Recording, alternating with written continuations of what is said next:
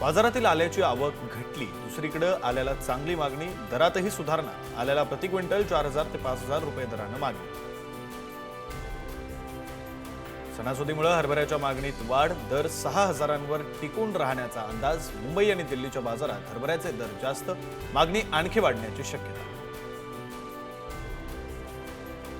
हिंगोलीच्या केळीला परदेशात वाढली मागणी, वसमत तालुक्यात सर्वाधिक केळीचं उत्पादन, महाराष्ट्रात प्रति क्विंटल 1500 रुपये दर, केळी निर्यातीला पसंती।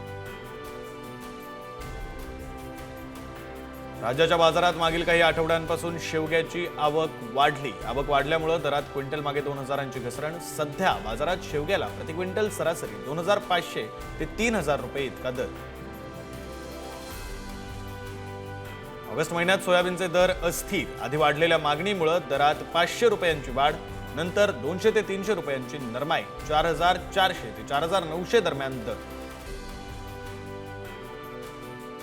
यवतमाळच्या कवठामध्ये सोयाबीनच्या पिकावर किडींचा प्रादुर्भाव, सोयाबीन पीक पिवळं पडत असल्यानं शेतकरी संकटात, पंचनामे करून मदत देण्याची शेतकऱ्यांची मागणी। सोलापूर जिल्ह्यात अतिवृष्टीमुळे 46,000 हेक्टर पिकांचं नुकसान, लवकर नुकसानीचे पंचनामे करण्याच्या पालकमंत्री जयकुमार गोरेंच्या सूचना। वाशिम जिल्ह्यामध्ये अतिवृष्टीनंतर सोयाबीन पिकावर येलो मोझॅक रोगाचं संकट, उत्पादनात घट होण्याची शक्यता असल्यानं शेतकरी चिंतित।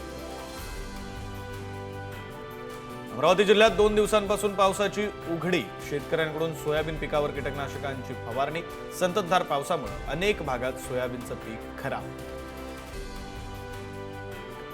अमरावतीतील पिकांना पावसाचा फटका, अतिवृष्टीमुळे आतापर्यंत 45,000 हेक्टर क्षेत्र बाधित, 5 नागरिकांसह 38 जनावरांचा मृत्यू, 921 घरांची पडझड।